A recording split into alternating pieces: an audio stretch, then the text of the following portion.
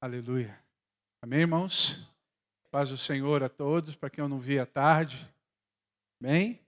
É um privilégio estar com vocês aqui, agradeço pelo convite, para estarmos juntos aqui para repartir aquilo que Deus tem para nós. Antes de você sentar, abra a tua Bíblia comigo aí, no livro de Juízes, capítulo 1. Amém?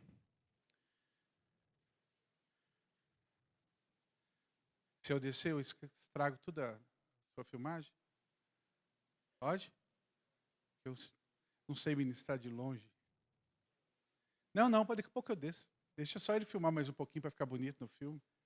Pus até blazer aqui, ó, para ficar bonito. Daqui a pouco eu vou tirar tudo, mas tá ficando bonito. Vai lá. Posso tirar, né, irmão? Ninguém vai escandalizar, não, se eu tirar, né? Hã? Ó, o pastor tá sem. Vamos lá, verso 4. Subiu Judá e o Senhor lhe entregou nas mãos os cananeus e os filisteus e feriram deles em Bezeque 10.000 homens. Em Bezeque encontraram Adoni-Bezeque e pelejaram contra ele e feriram os cananeus e os fariseus. Adoni-Bezeque, porém, fugiu, mas o perseguiram e prendendo-o, cortaram-lhe os polegares das mãos e dos pés. Então disse Adoni-Bezeque: 70 reis, a quem havia sido cortado os polegares das mãos e dos pés, apanhavam migalhas debaixo da minha mesa. Assim como eu fiz, assim Deus me pagou. E o levaram a Jerusalém e ele morreu ali. Amém? Feche os teus olhos aí. Quero que você coloque teu coração agora diante do Altíssimo. Peça para que a palavra venha ao encontro do teu coração. Amém? Pai, muito obrigado por esse tempo precioso que o Senhor nos dá juntos aqui para comermos da tua palavra. Pai, então o Senhor venha, Pai, e traga sobre nós da tua porção agora. Continue a ministrar e a falar conosco, Senhor. Pai, eu te peço que apesar de mim, venha, Senhor, com poder e graça neste lugar. Ministra, Senhor, como nós acabamos de cantar, Senhor. Pai, que ele cresça e que eu diminua, para que toda a honra e toda a glória seja dada ao teu nome, Pai. Bendito e exaltado seja o Senhor. Pai, muito obrigado. Em nome de Jesus. Amém. Amém? Pode se assentar. Esse aqui é um texto muito interessante, quando a gente começa a estudar o livro de Juízes, porque o livro de Juízes é um livro de mudança, é um livro de transição também. O livro anterior é o livro de Josué, que começa, o livro de Josué começa também com uma transição. Um tempo em que Moisés passava agora e estava passando a direção de Israel para a mão de Josué. E ele foi e trabalhou Josué, e ele cuidou de Josué, e ele treinou Josué, para que Josué pudesse estar à frente do povo. E assim foi feito. Só que no final do livro de Josué, você vê que Josué não preparou ninguém. E não houve ninguém que pudesse assumir depois como que seria a partir dali, como que aquilo aconteceria, como que Israel seria. E aí começam a aparecer juízes, pessoas em que o Espírito de Deus vinha sobre ela e ela tinha uma capacitação de Deus para julgar, para lutar, para agir debaixo da direção que Deus dava nesse livro de Juízes. Quando você começa a ler isso e começa o capítulo, como a gente acabou de ler, já no verso 4, você vê Judá, a tribo de Judá, a tribo dos reis, da onde saíam os reis, da onde saiu a turma do louvor, da onde saía aquele povo. Esse povo se levanta para ir lutar contra um rei. E esse rei era um rei cananeu. O interessante é que esse rei, chamado Adoni-Bezeque, a palavra Adoni vem da raiz e tem o sentido de senhor, dono, aquele que tem posse.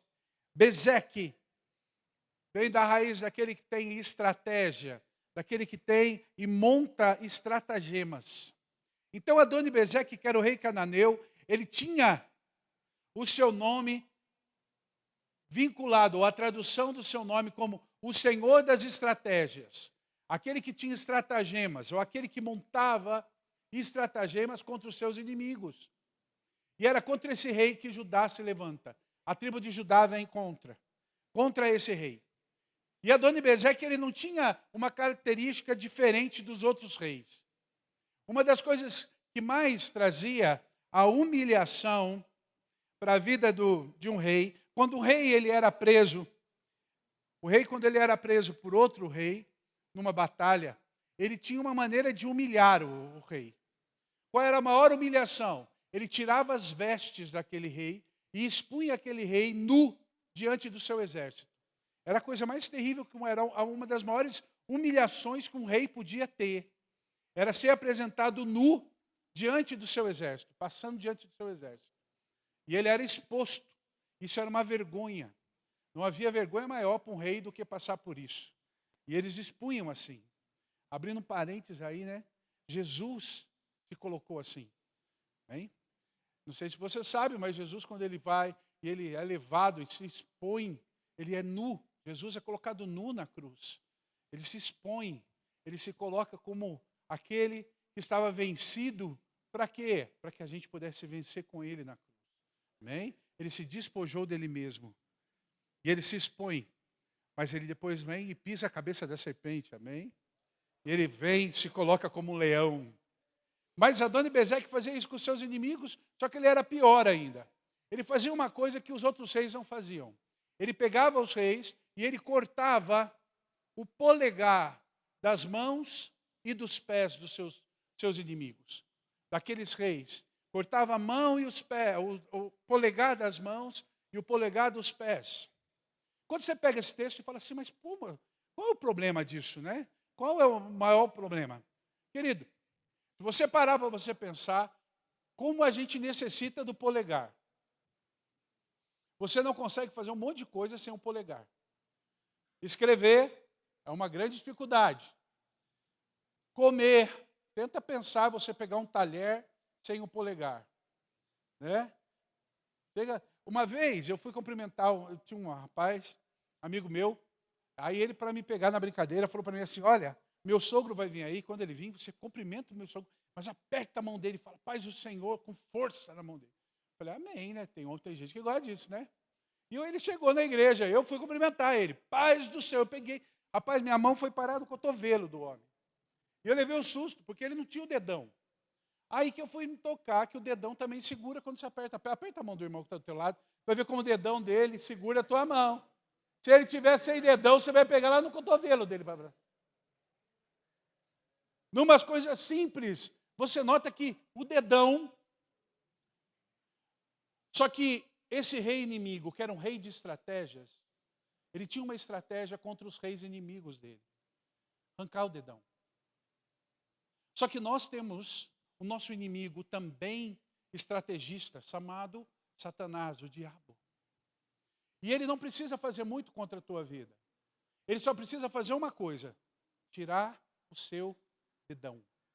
Se ele consegue tirar o teu dedão, ele rouba de você seu posicionamento de rei. Está comigo aí, irmão? E eu quero te explicar isso. Como que um dedão simbolizava tantas coisas na vida de um rei. E como simboliza para você também. Como homem, como isso vem trazer diferença para as nossas vidas. A primeira coisa que acontecia com o rei, quando esse rei não tinha o dedão, é que ele não conseguia usar as armas de maneira correta. Um rei sem dedão, ele não consegue segurar a espada. Um rei sem dedão não consegue lançar ou jogar uma lança. Um rei sem dedão não usa o arco e flecha da maneira correta. Um rei sem dedão é um rei que não consegue usar as armas que estão à sua disposição de uma maneira correta. Nós, como homens, Deus quer que você aprenda a usar as armas. Mas o diabo, quando ele rouba de você a habilidade do seu dedão, ele rouba de você também a sua habilidade de usar as armas.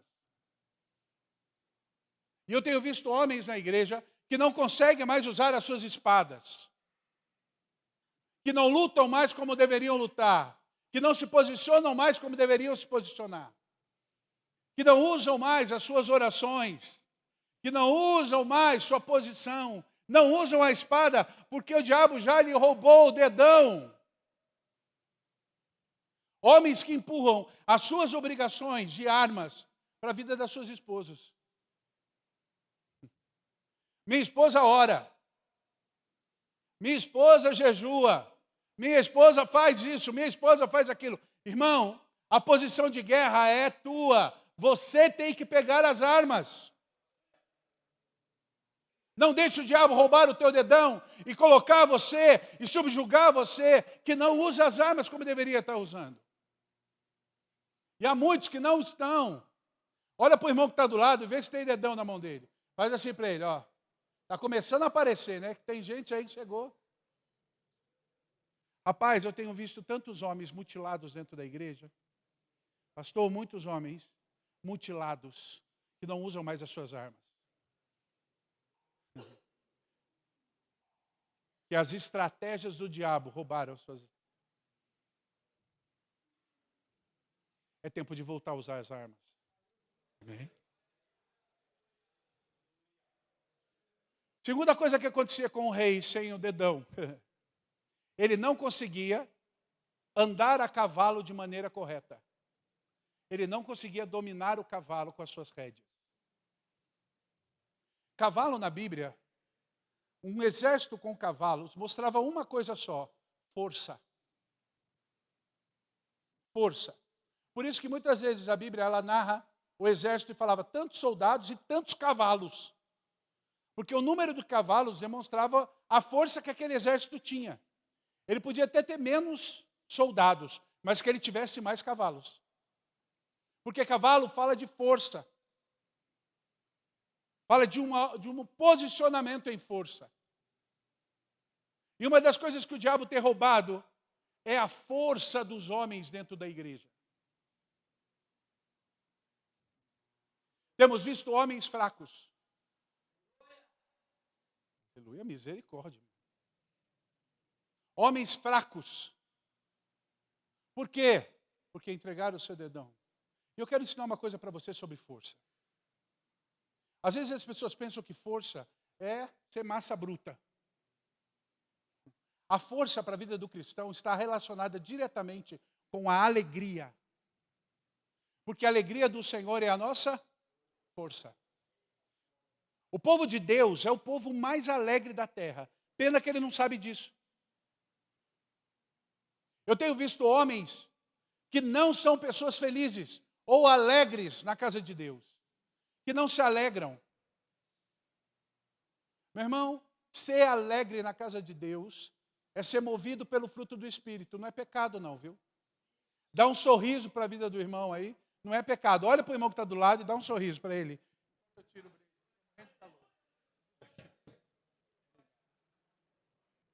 Olha para ele e dá um sorriso. Eu vejo gente na igreja que entra com a cara sisuda. Gente, presta atenção. Um povo amargurado é um povo fraco. Um povo alegre é um povo forte. A alegria tem que ser uma marca da tua vida. E eu quero explicar uma coisa sobre alegria e felicidade. São duas coisas diferentes. Felicidade se move na alma. E a alma é inconstante.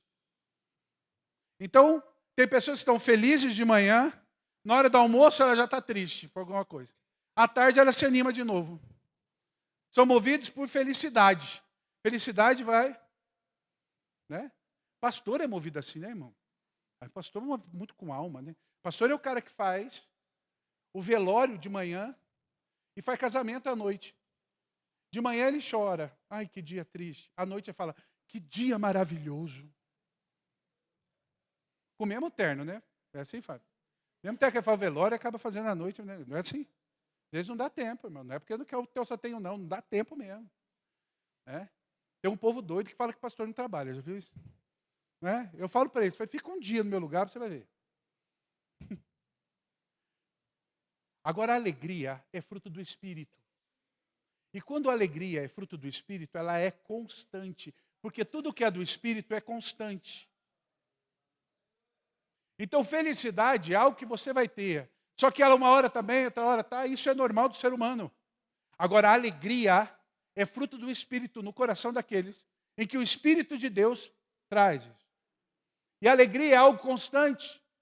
E eu preciso buscar a constância da alegria, porque cada vez que eu vivo e eu fico e eu entendo a alegria do Senhor na minha vida, eu sou forte. Por quê?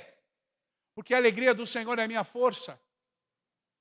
Eu tenho que ter cavalos, por isso que a Bíblia fala, uns confiam em carros, outros em cavalos, mas nós fazemos menção do nome do Senhor. E porque é dele que veio a força, você como rei tem que entender essa verdade. O diabo não pode roubar a alegria do teu coração. Você foi chamado para ser alegre. Não deixe a felicidade dominar você, mas a alegria tem que fazer parte da tua vida. Para de ser carrancudo, meu irmão. Cara feia não quer dizer machão, não. Quer dizer fome. Noite mal dormida. Eu vejo, tem homem que chega na igreja que parece dá medo de sentar do lado dele. Dá medo, dá a impressão que vai morder a sua orelha, se você falar alguma coisa para ele. Meu irmão, tem que ter um rosto bonito, tem que sorrir. Sorrir. Seja feliz. A alegria do Senhor é a tua força. O diabo não pode roubar a tua alegria. Não pode. Não pode. Terceira coisa que um rei sem dedão não fazia era levantar a taça de vitória. Tente você levantar um copinho sem um dedão. Não dá, nem tente, você vai fazer um auê aí. Tenta pegar sem um dedão. Não vai, filho. Ai, você está apoiando o dedo. Não vai. É com as duas mãos só. Um rei, quando ele vencia uma batalha, ele diante do seu exército, ele levantava a taça de vitória. Agora um rei sem o dedão, ele não consegue. Ele não celebra aquilo que ele venceu. E a terceira coisa que o diabo tem roubado da igreja é essa vitória. Sabe o que vem aí? Uma coisa chamada gratidão. Uma coisa triste dentro da igreja é que eu tenho visto, eu sei que muitos têm visto, homens ingratos, que não celebram a vitória conquistada. Nunca estão satisfeitos. Ingratidão. Mas eu quero ensinar uma coisa para você. Gente ingrata não vive milagre. Quem vive milagre são pessoas que têm o seu coração grato a Deus. Por tudo que Deus deu, por tudo que Deus fez. Queridos, eu vejo gente que não fica alegre com as coisas que conquistou. Tem gente que parece que tem prazer em reclamar das pequenas coisas como das grandes coisas. O cara compra um carro novo. Compra um carro novo, bonito. Você chega para ele e fala, nossa, seu carro é bom. Que carro bom, né? Deus te deu, que besta. Ele vê assim, gasta muito.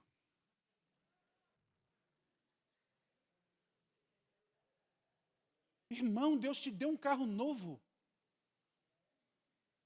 Dê glórias a Deus pelo que Ele fez. Seja grato. Deus deu. Tá. Mas olha, bota defeito. Irmão, tem que ser igual o índio. Já viu o índio? Índio, você pega aqueles índios com aquela camisa do... Sabe aquela Vote Maluf? Camisa de campanha política. Você chega para o índio e fala assim, bonita a camisa. O índio fala, tá bonito. Tá bonito. Índio nunca se acha feio. Ele sempre se elogia. Sempre se elogia. Agora a gente não. O irmão está lá. Chega com um ternão bonito. Chega bonitão na igreja. O cara chega. Aí você chega para ele e fala, nossa, está bonito, irmão. Isso aqui comprei na liquidação. Essa coisa assim. Mas ninguém perguntou. Não era para diminuir. Era para elogiar. Não levanta porque não tem dedão. Não tem gratidão no coração. Sabe o que tem faltado para nós? Lembrarmos aonde Deus nos tirou. Lembra de onde Deus te tirou? Entenda que se fosse Deus tirar você lá, meu irmão, tu era uma nhaca, ia para o inferno. Se Deus não tivesse te resgatado, se o Senhor não tivesse mudado a tua vida, que porcaria você não seria no mundo agora? Isso se estivesse vivo. Nosso coração tem que ser grato todos os dias.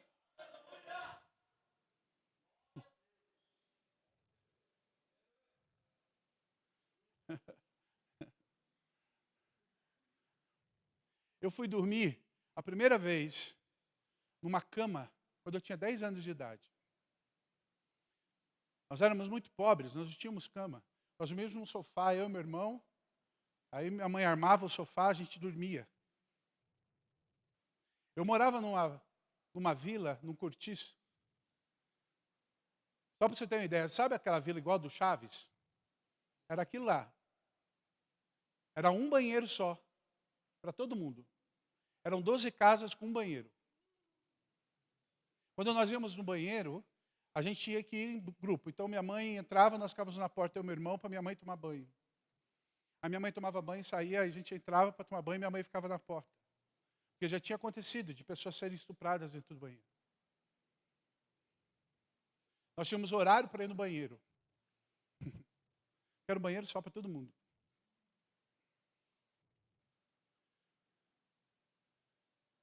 Eu lembro com 10 anos, meu pai conseguiu um emprego melhor e nós fomos morar numa casa. Sabe qual era a maior alegria minha e do meu irmão? É que a nossa casa tinha um banheiro. Na primeira noite que nós dormimos lá, meu irmão entrou para tomar banho e eu fiquei na porta parado. No corredor da minha casa parado, porque meu irmão estava tomando banho. Minha mãe chegou e falou: o que você está fazendo aí? Eu estou esperando meu irmão tomar banho. Ela falou: não, filho, agora não precisa mais.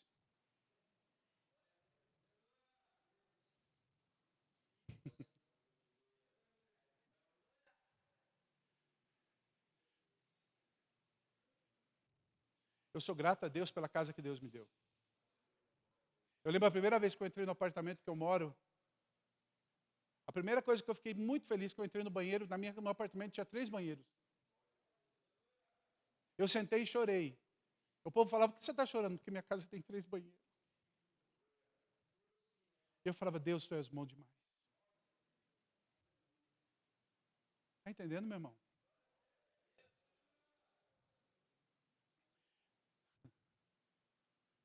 Eu tive um problema renal, eu fiquei 6 anos fazendo hemodiálise. Fazem 7 anos que eu fiz o transplante. Eu fiquei 6 anos em hemodiálise. Fazia hemodiálise todos os dias, 4 horas por dia. Eu fiquei 6 anos sem fazer xixi. Todo o líquido no meu corpo tirava na máquina de hemodiálise. 6 anos sem fazer xixi.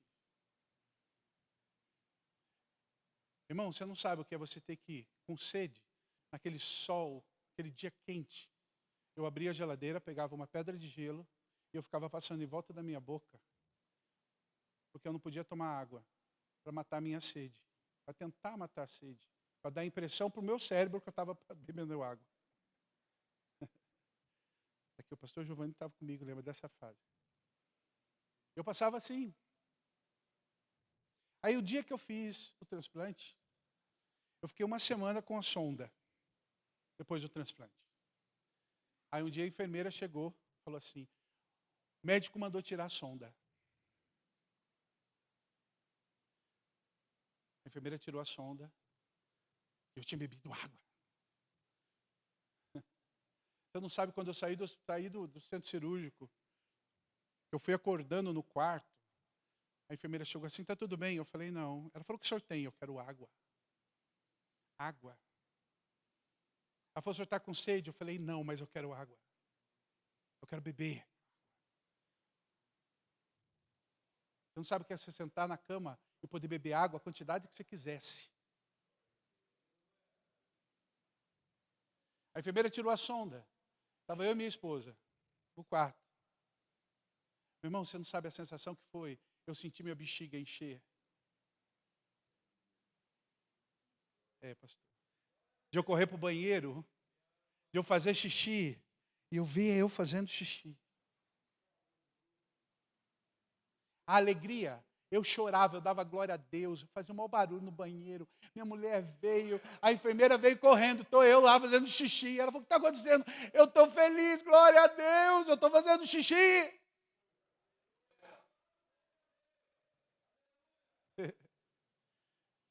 Fazem 7 anos isso, e até hoje, quando eu vou no banheiro e eu faço xixi, eu louvo a Deus, falo, Senhor, obrigado, obrigado, obrigado. Por que eu estou contando essas coisas simples? Para falar para você, se alegre nas pequenas coisas. Se alegre, se alegre. Nós vivemos uma geração que não consegue se alegrar. É uma geração insaciável. E uma geração insaciável é uma geração que não é grata. Nunca está feliz com o que tem. Sempre quer mais, quer mais, quer mais, quer mais, quer mais, quer mais. O diabo roubou o dedão da gratidão. O dedão de levantar a vitória. Quem está entendendo o que eu estou dizendo? A quarta coisa que um rei sem dedão não consegue fazer é dar decretos. Lembra daquele filme do Gladiador? O cara está lá com a espada na goela do outro e ele fica olhando para o imperador para ver o que o imperador vai fazer. Ele estende o dedão. Se ficar assim, fica vivo. Se ele vira o dedão, morria. O dedão na mão do rei faz a diferença do decreto sobre vida ou morte. Você como rei, porque o Senhor diz que nós somos reis e sacerdotes. Você tem o decreto de vida ou morte sobre a tua vida. Aquilo que você decreta é aquilo que você viverá. A vida que você vive é a vida que você profetizou que viveria.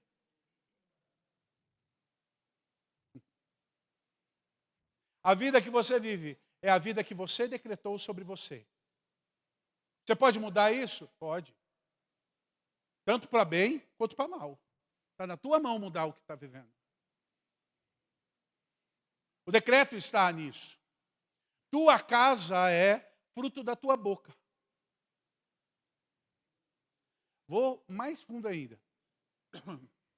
Tua esposa é o que você fez dela. Tua esposa é o que você fez dela. Teus filhos são o que você decreta sobre eles. Porque o decreto de vida ou morte está sobre a tua boca. O Senhor falou isso. Mas o diabo tem roubado o dedão. E homens que não têm conseguido decretar nada sobre a tua casa. Se tornam passivos, sem posicionamento. Tem homens que na casa dele canta aquele corinho lá, deixa a vida me levar, vida leva eu.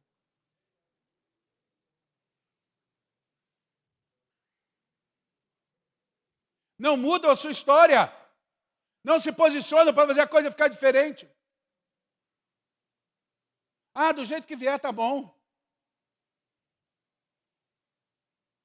Não, fala com a sua mãe, o que ela decidir, está decidido. Irmão, é você. O decreto está na tua boca.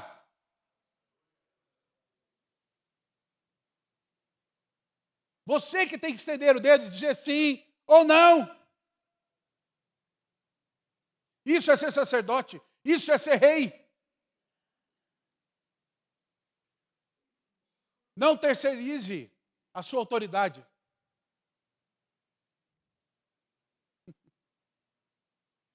Ah, como é teus filhos?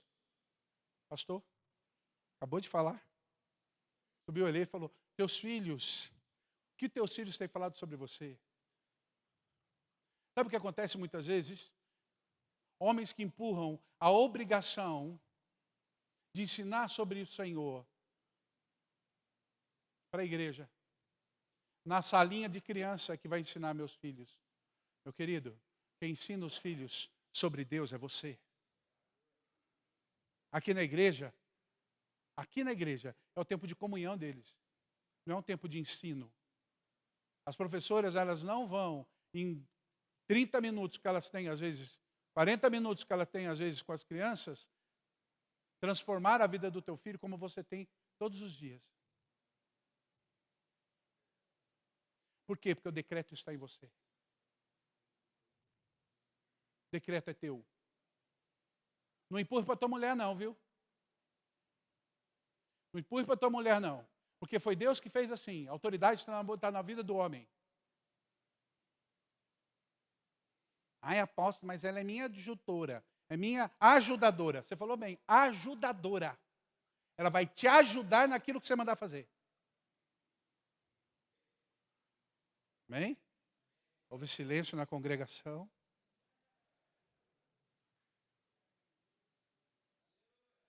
Olha para o irmão, vê se o dedão dele está crescendo ou sumiu de vez. Fala para o irmão, já está aqui, ó. Está meio capenga, mas está aqui ainda.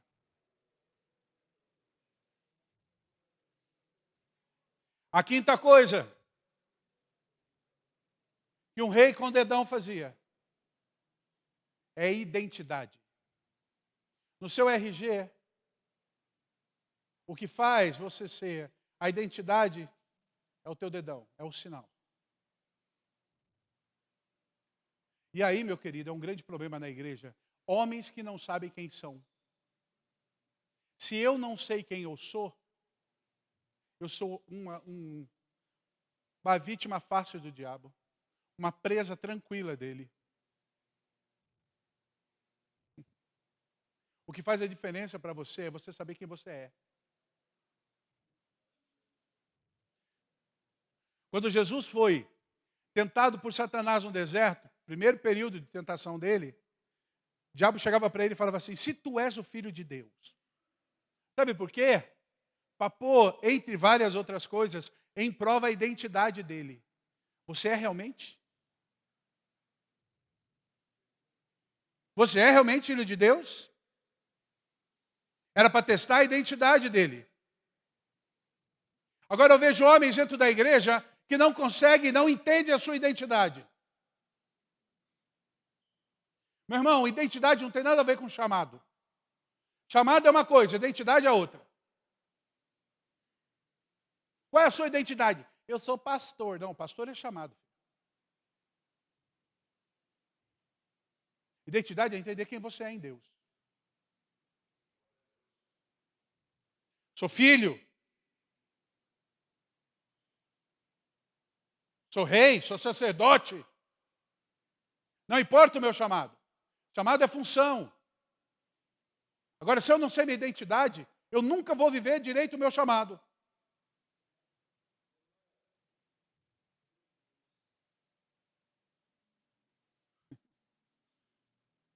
Meu irmão, quando eu entendo a minha identidade, não importa se eu esteja com o microfone na mão ou sem microfone. Eu sei a minha identidade. Se eu entendo a minha identidade, não importa se eu estou com violão ou sem violão. Eu conheço muitos músicos. Se tirar o instrumento deles, não sobra nada. Sabe por quê? Porque não tem identidade. Conheço muito pastor que se tirar o microfone dele, não sobra nada. Não tem identidade.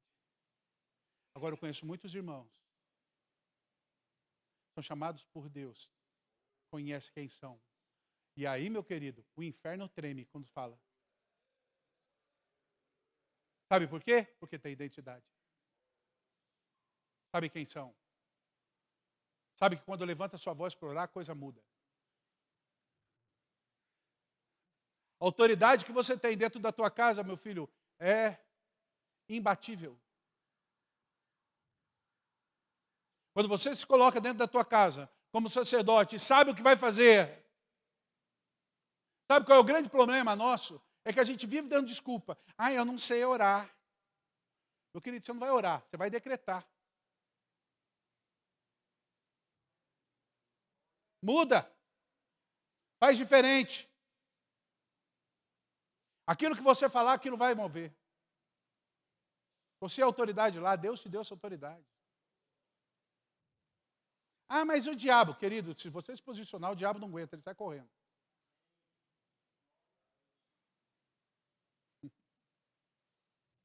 Traz a glória de Deus dentro da tua casa. Traz a glória de Deus lá. É você que faz isso. Está comigo, irmão?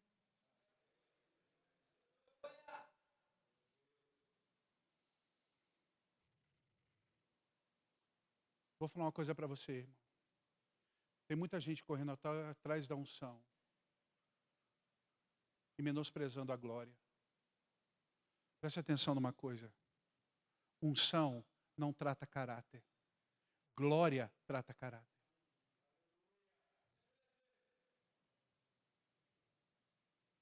Unção é bom? É bom.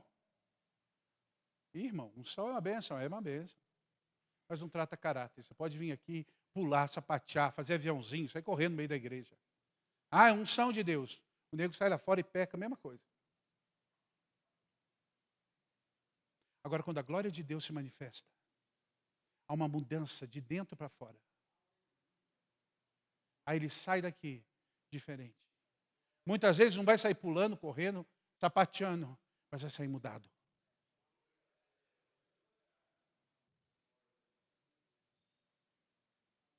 Sabe por quê? Porque entende a identidade. Sabe quem é. Você precisa saber quem você é em Deus. Se o diabo chegasse para você hoje e perguntasse assim, quem você é em Deus? Estou falando de Deus perguntando, não, estou falando do diabo mesmo. E ele fez isso com Jesus. Quem você é? Qual é a sua resposta?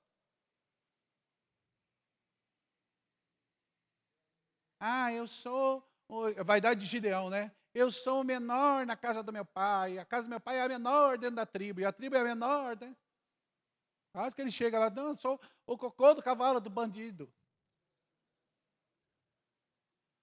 Preste atenção, irmão.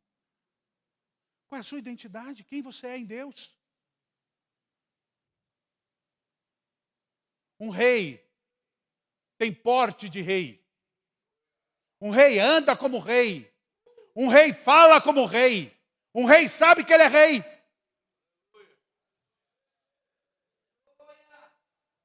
Vou dar um exemplo bem básico para você. Pega a rainha Elizabeth. A mulher está com quase 100 anos.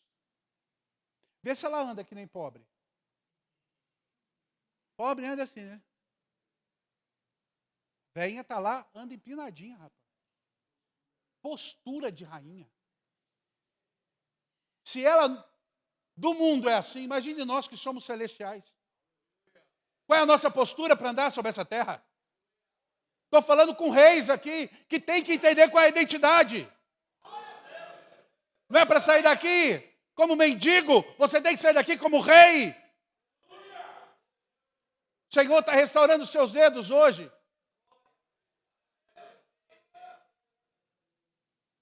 Tem que haver uma mudança em você. Não dá para você vir numa reunião e sair daqui sem mudar. Meu querido, todas as vezes que você vem ao altar, você tem que ser mudado. Altar é lugar de mudança. Altar é lugar de transformação. Você está no altar do Senhor. Tem que mudar a tua vida. Não dá para sair daqui falando, nossa, foi legal, o apóstolo prega bem. Não é isso que eu quero, não. Nem lembro do meu nome. Lembre só do seguinte, que você precisa mudar. Tem que sair daqui mudado. Tem que sair daqui crendo que Deus falou comigo. Deus mudou a minha vida. Eu vou me posicionar diferente. Minha casa nunca mais vai ser a mesma. Olha para o irmão que está do lado. Olha para o olho azul dele. Fala para ele assim, eu tenho dedão.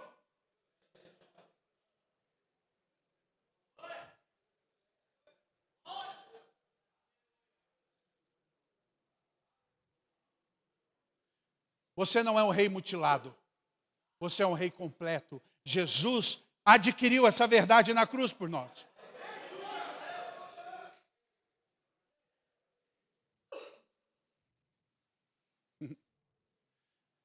Ele cortava o dedão do pé. Eu quero falar duas coisas do dedão do pé. Um homem, um rei sem o dedão do pé, não consegue andar de maneira com postura. Ele perde o equilíbrio. Você sabia que 40% do teu peso, quando você dá um passo, 40% do teu peso vai para o dedão? Eu oro pelo meu todo dia. Que ele aguente. É feio o negócio.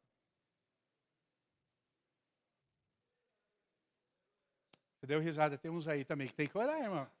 Olha só para mim não, nego. Você também tem que orar muito, fazer jejum até por ele.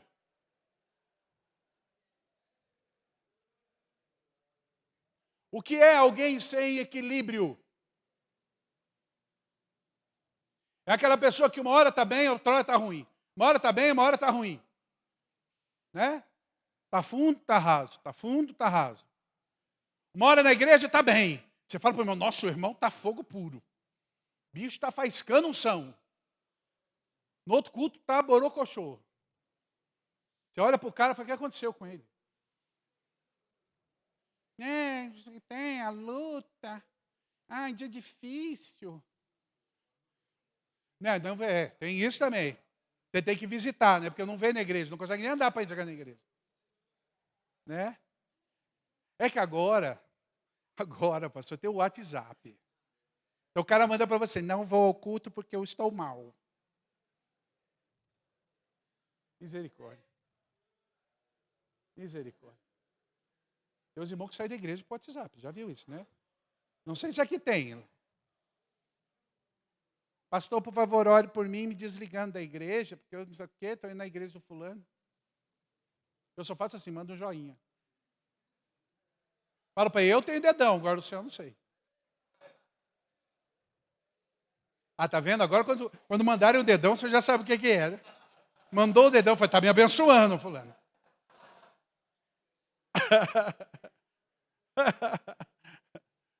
O cara desequilibrado na igreja.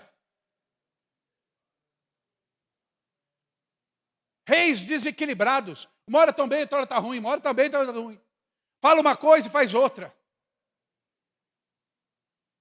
Pode deixar que eu estou lá. Estou lá, né? Quando? Quarta-feira? Estou lá.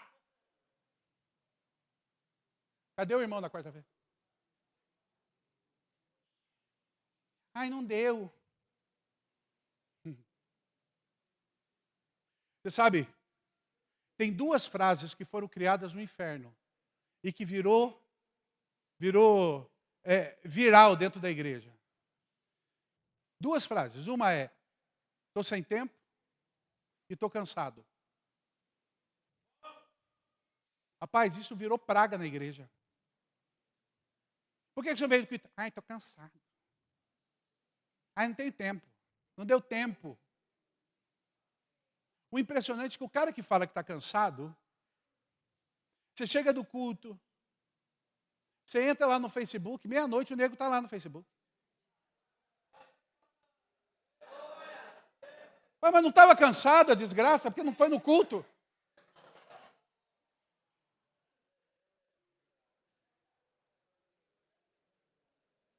Eu não fui no culto porque eu tinha que acordar cedo. 2 horas da manhã está ele escrevendo no WhatsApp, mandando conversinha fora. Videozinho que ele estava vendo.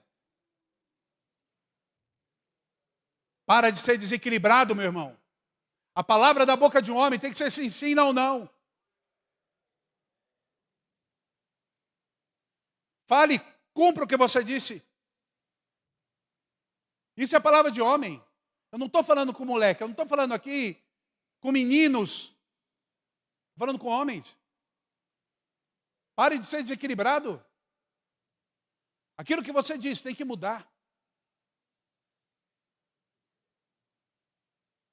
As pessoas precisam confiar no que você disse. Confiar. Muitos de vocês são líderes. Eu vou.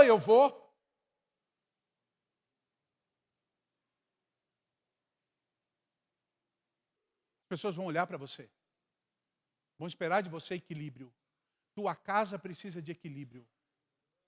Tua esposa precisa de equilíbrio. Vou ensinar uma coisa para você. Nossa, ainda tem tempo. A palavra de Deus diz assim: vós maridos, amai vossas esposas como Cristo amou a igreja. Vós esposas, sejais submissos ao vosso marido. Isso é um ciclo.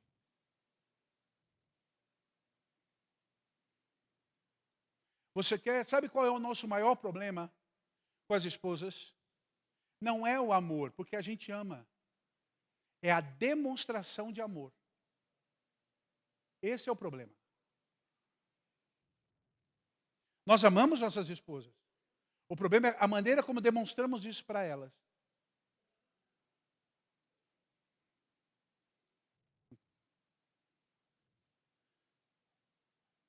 A gente pensa que a demonstração de amor está naquilo que a gente faz. Então eu levanto de manhã, 6 horas da manhã, 5 horas da manhã, vou trabalhar, volto 7 horas da noite. Para você está demonstrando com o seu trabalho, o seu suor, e o dia que você ficou fora, quanto você ama. Na cabeça do homem funciona assim. Eu estou trabalhando, eu ponho comida em casa, eu banco, eu pago as coisas, eu faço as coisas, eu estou demonstrando meu amor. Na cabeça da mulher não entra assim. A mulher quer ouvir você falar. Ela quer ter atenção. E o grande problema é que a gente chega cansado e acha que a mulher tem que entender o nosso cansaço. Eu vou dizer para você, irmãos, ela não vai entender. Ela quer falar e ela quer que você fale. Ela quer falar e quer que você fale. O homem tem mania de só querer e só falar que ama. O homem só fala que ama na cama. Naquela hora que quer fazer aquilo que você pensou agora. Aí fala que ama.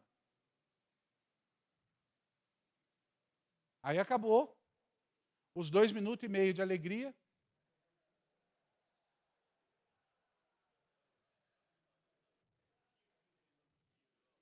Eu não sei porque todo mundo riu. Eu fiquei bem sério, o senhor viu, né? Eu não ri. Ah, irmão, você é novinho, irmão. Você tem que passar de 2 minutos, pelo amor. Ficou vermelho. Aí fala que ama, que não vive sem. Passou dali, só daqui 3 dias vai falar de novo. Alguns demoram um pouco mais, né? Uma semana, um mês. Né? A mulher não vive assim. Aí sabe o que acontece? A mulher não começa a não se sentir cuidada. Você sabe como a mulher se sente cuidada? Quando o homem fala com ela. Você quer ver sua esposa se sentir cuidada? É você conversar com ela, falar para ela, se envolver com ela. Nas coisas que ela está te contando. Coisas do dia a dia, coisas simples. Ouça o que ela tem a dizer. Fale com ela. Se comunique. Não é uma questão só de amor. É uma questão de segurança para ela. Ela se sente e ela vê você equilibrado. O problema é que a gente não faz isso. E a mulher se sente insegura. E uma mulher insegura, ela não é submissa. Você quer que sua mulher seja submissa a você? Faça ela se sentir cuidada. Seja você equilibrado e mostre isso para ela. Ela vai ser submissa. O problema é que você quer que ela te obedeça, só que você é um cavalo. E ela não vai te obedecer por isso. Aí o homem fica bravo porque a mulher não é submissa. Quanto mais a mulher se sentir segura do meu lado, mais ela vai confiar e vai me obedecer. E o homem, quanto mais a mulher é submissa a ele, ele vai amá-la. E vai conseguir dizer isso para ela. Por isso é um ciclo. Você sabe por que a igreja ama Jesus? Porque se sente segura nele. Jesus é equilibrado. E nós nos sentimos seguros nele. Porque aquilo que Jesus fala é o que ele cumpre. Agora, nós como maridos temos agido assim? Sua esposa pode dizer isso? Se a gente chamar a tua esposa aqui e perguntar para ela, aquilo que teu marido fala, ele cumpre? Você se sente segura? Você se sente no braço dele? Isso é equilíbrio. O diabo tem roubado isso da igreja. E os homens têm andado desequilibrados dentro da igreja. Não vou nem falar de filhos.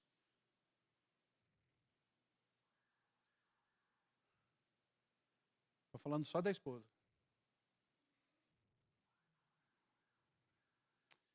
E a segunda coisa que um rei sem dedão no pé não consegue fazer é calçar sandália. Tinha que andar descalço. Não calçava sandália. Sandália fala de uma coisa: a preparação do evangelho da paz. Entre muitas coisas sobre esse texto, sandália, sendo a preparação do evangelho da paz, fala de uma coisa: testemunho. Porque eu não prego o evangelho falando, eu prego o evangelho testemunhando. Quando eu falo do evangelho, eu conto uma história. Agora, quando eu vivo o evangelho, eu prego vida. Eu falei um pouquinho à tarde, eu falei: você quer evangelizar alguém? Chega para a pessoa e fala: você quer conhecer Jesus? Anda comigo, olha para mim. Isso é evangelizar. Isso é discipular. Eu chegar para ele e contar uma historinha de Jesus: Jesus veio, morreu na cruz, ele vai ficar olhando para mim.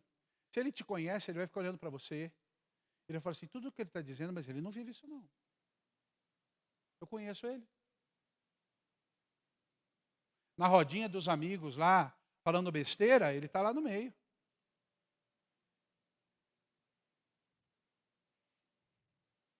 O cara que fica lá, curtindo, vou nem dizer pornografia, que eu acho pesado, mas curtindo fotos que não deveria ser curtida por cristão. Depois ele falar de Jesus. O mesmo cara que curte a mulher lá, seminua, é o mesmo que escreve um versículo embaixo, no outro pôster. Aí vai falar de Jesus para o outro. Que sandálias tem posto no teu pé? Qual é o testemunho de vida que você tem vivido?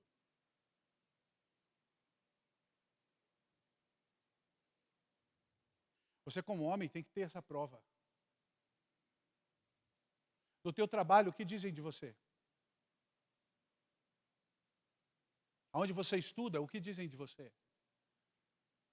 Apertando um pouco mais, na tua parentela, o que falam de você?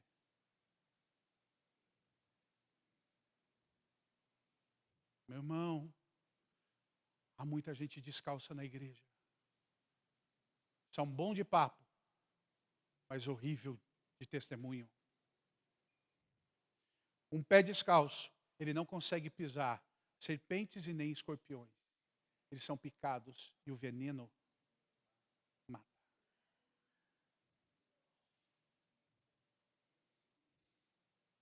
Você sabe qual coisa, uma das coisas piores, depois de tudo isso que eu falei para você? Sabe aonde Adoni-Bezeque, ou aonde o diabo colocava os seus inimigos? Debaixo da mesa. E a Bíblia fala que eles ficavam tentando comer as migalhas que caíam da mesa. Agora tenta pegar migalha do chão sem o dedão. Não junta, não pega.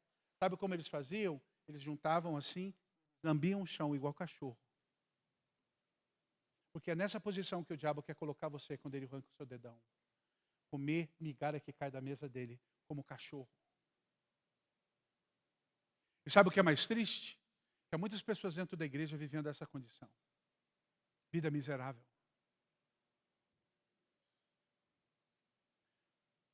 Mas o Senhor tem chamado. E a Bíblia fala que Jesus veio e Ele nos coloca assentados na mesa. Assentados. Como filhos do rei. Restaurados.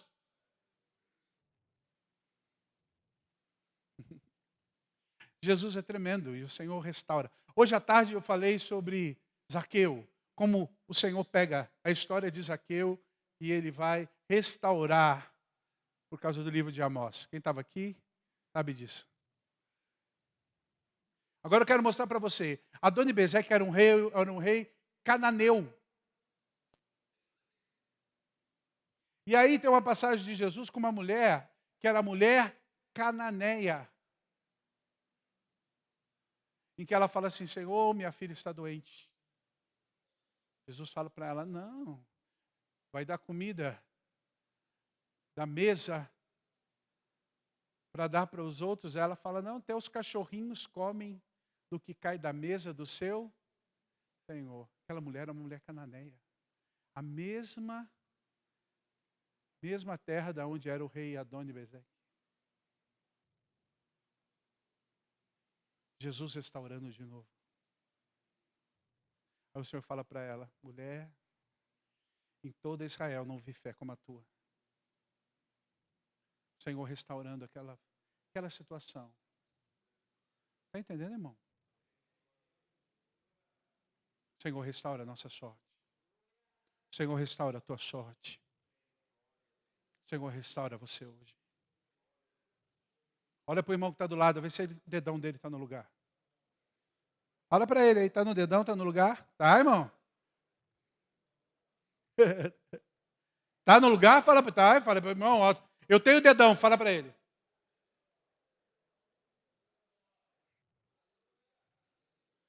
Quero ver você pular no seu Facebook lá. Hashtag eu tenho dedão. Vai pular no Face da igreja. Olha aqui. Você tem que sair daqui transformado hoje.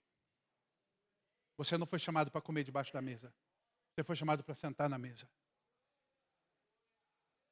Hoje é a noite de falar para o Senhor, Senhor, restaura a minha vida. Senhor, hoje eu quero sair daqui diferente. Se até que eu vivi dessa forma, daqui para frente eu vou viver de outra forma. Se até que eu vivi de um jeito, daqui para frente eu vou viver de outro jeito. Se até que eu não entendia qual era o meu chamado e a minha identidade, hoje eu entendo. E eu preciso ter um posicionamento e uma transformação profunda na minha vida.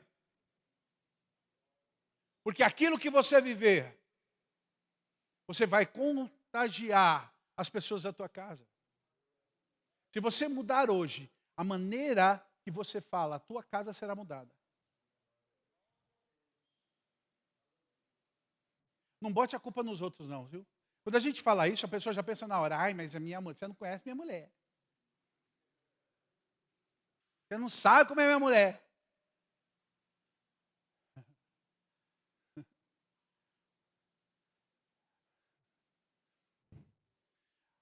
Aprenda a ser equilibrado, sua mulher vai mudar.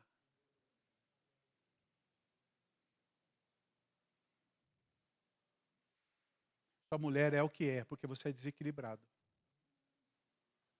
Comece a ser equilibrado para você ver como a coisa muda.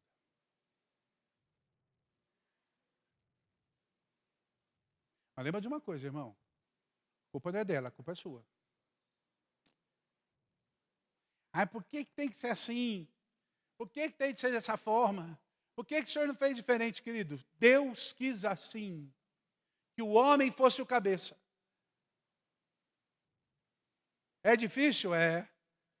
Mas é obrigação tua. É difícil? Mulher dá trabalho, irmão. Também. O pastor falou assim, custa caro. Eu falei, também.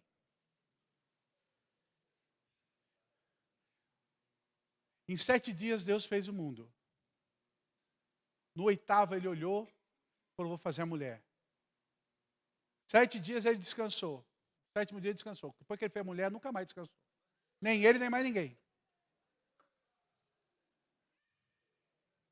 Ele falou, antes de eu criar a mulher, eu vou descansar. E depois que eu criar ela, não paro mais.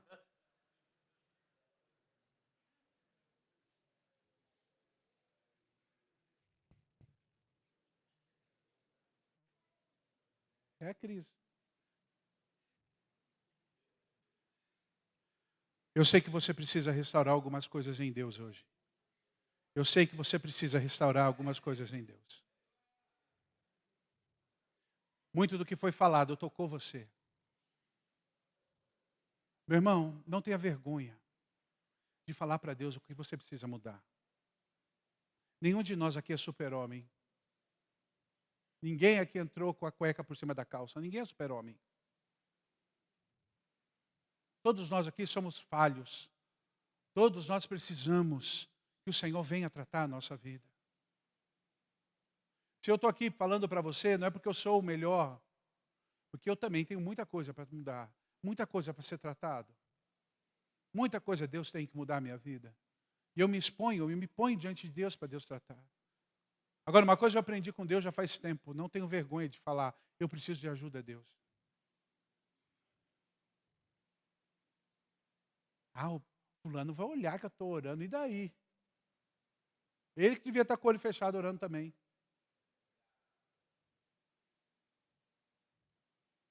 Porque eu quero ver você orando, colocando o teu coração diante de Deus. Se Deus mover sobre você, chore. Se arrependa do que você fez.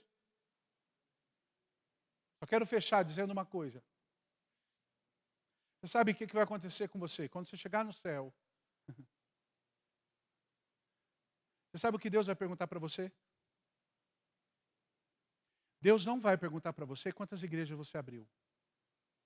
Deus não vai perguntar para você quantas almas você ganhou. Primeiro, porque a igreja não é tua, é dele. Quem abriu foi ele. Segundo, as almas que você ganhou não foi você que ganhou, foi o Espírito Santo. Porque é ele que convence do pecado, da justiça e do juízo. Não adianta você chegar com um discurso pronto. Eu profetizei. Não, você só abriu tua boca. Quem profetizou foi o Espírito. Você sabe qual é a única coisa que é tua? Tua família. Tua casa. Quando você chegar diante de Deus, Deus vai apontar para você e falar assim, o que você fez com a semente que eu te dei? O que você fez com a sua esposa? E o que você fez com seus filhos?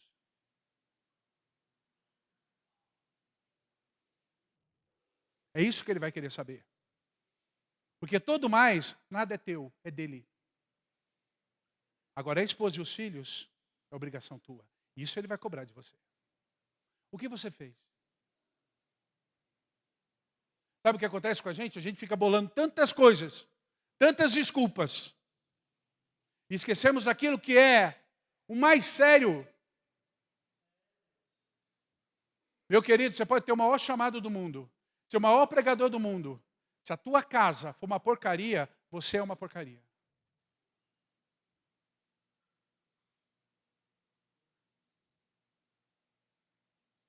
Você sabe qual é o maior sinal de um pregador? É isso aqui, ó. É teu filho do lado. Isso mostra fruto de chamado.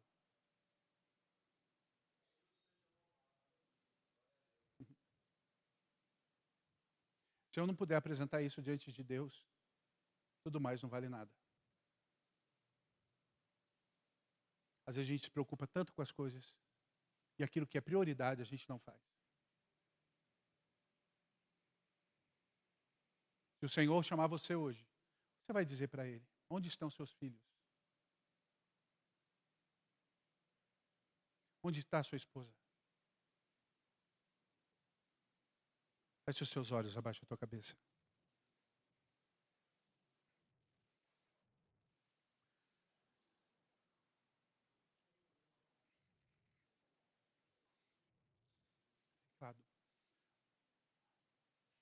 Pastor Fábio, pode ir no teclado, por favor?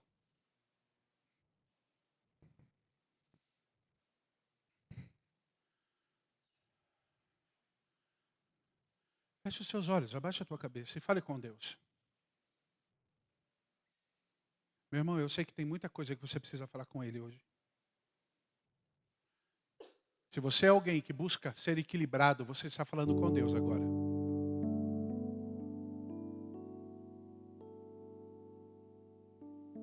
Se você é alguém que está agora falando para Deus, Deus me ajuda a ser equilibrado, você está orando. E sendo sincero para Ele. Abrindo o coração sincero para Ele.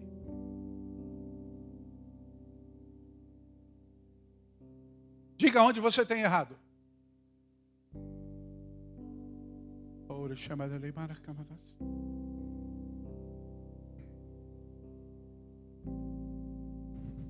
Diga onde você tem errado.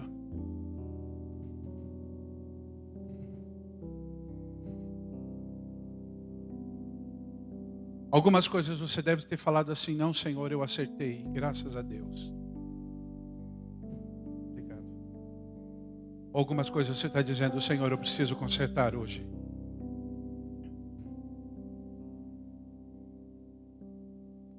Eu quero terminar essa noite fazendo um convite para você.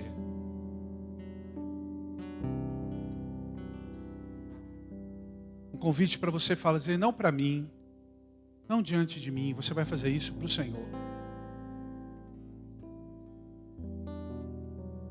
Você vai dizer isso para Ele: Senhor, eu faço um compromisso contigo essa noite.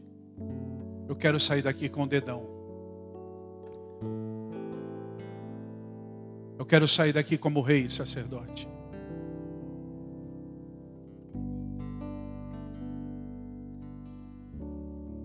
Meu convite para você é: se você quer reafirmar isso com Deus e começar hoje um novo tempo com Ele, meu convite para você é: sai do teu lugar e vem até o altar. Tenha coragem de fazer isso hoje. Tenha coragem de fazer isso hoje. Se ponha diante dele. Não está diante de mim, não está diante do grupo de louvor. Você vem diante do Senhor. Diga para Ele: eu preciso de ajuda nessa área.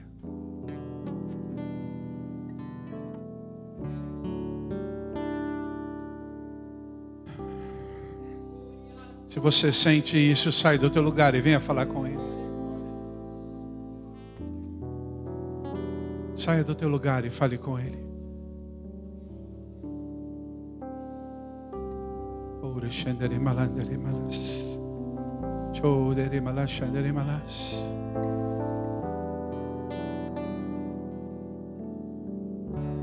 Ore shandere malas, ore malas, shandere malas. Senhor, abrimos nosso coração, dizendo: Senhor, precisamos de ajuda nessa noite. Como homens, como maridos, como pais, precisamos de ajuda, Senhor. Fale para Ele, diga: Senhor, eu preciso nessa área. É você e o Senhor. Ele está aqui. A palavra de Deus diz que o Senhor Jesus é marido. E Ele sabe a dificuldade. Ele é sacerdote. Ele sabe a dificuldade do que é ser um sacerdote em casa. Abra teu coração para Ele. Abra teu coração para Ele. Oh, chama dele enderecou, badele marasai. Oh,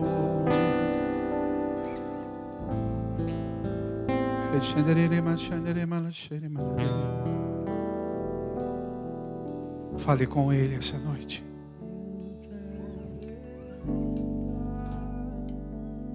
Fale com Ele, fale com Ele, fale com Ele.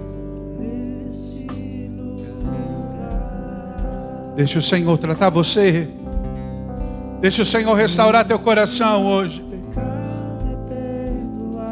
Diga: Senhor, eu preciso de mudança. Quero sair daqui diferente. Quero sair daqui transformado. Não vou sair da mesma forma. É algo entre você e Deus.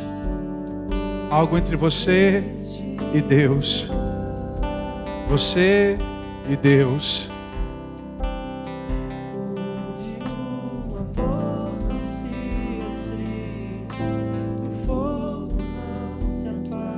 Fale com Ele. Oh, Shendere Bachere Malandari Alabacai. Em tua presença, Senhor Jesus. Senhor, toque a vida dos teus filhos nessa noite. Em tua presença, Oh! Senhor Jesus.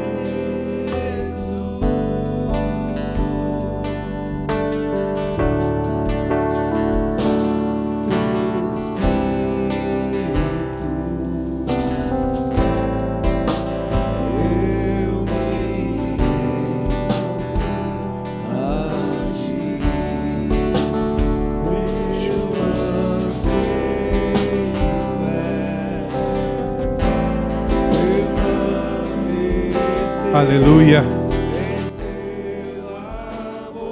Fique em pé, vamos ficar em pé todos nós. Você que está aqui na frente, continue aqui na frente. Erga a tua mão e diga: na tua presença, Senhor. Na tua presença, Senhor. Diga: em tua presença, Senhor. Em tua presença. Erga a tua mão, fale. Senhor, toma as nossas vidas nessa noite. Move, Senhor Deus, com poder e graça sobre a vida dos teus filhos. Libere sobre a vida deles uma restauração, o poder e a glória do Altíssimo. Toque sobre a vida dos teus filhos agora, restaurando, movendo.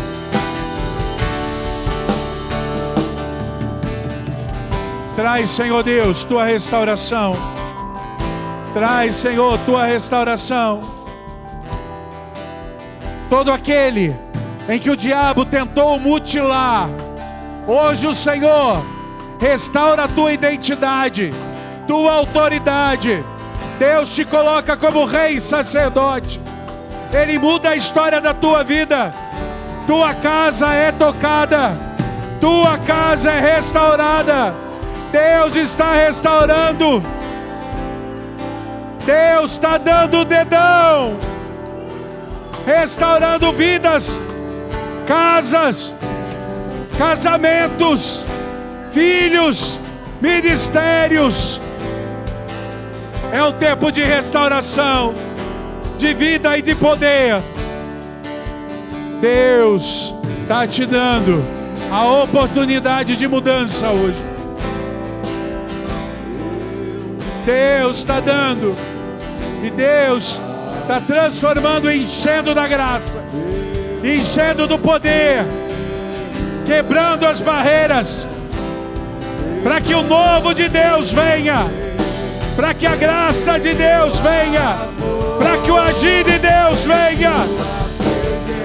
Quebra, Senhor, quebra, Senhor, correntes, gera.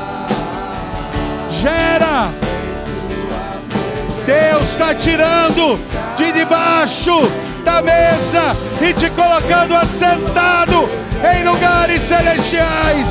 Deus restaura, Deus restaura. Pega a tua mão, restaura o dedão dos teus reis, restaura o dedão dos teus reis. Reis e sacerdotes são tocados nessa noite, restaurados em poder, graça e autoridade. Oh, Senhor, em tua presença.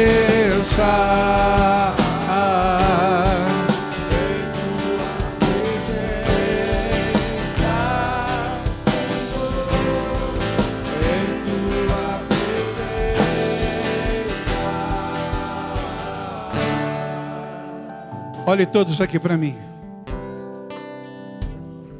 O Senhor te restaura como rei e sacerdote hoje. Você sai daqui restaurado, fortalecido para um novo tempo. Você crê nisso? Então você vai dar um abraço no irmão que está do teu lado e vai dizer para ele: eu tenho o dedão, em nome de Jesus.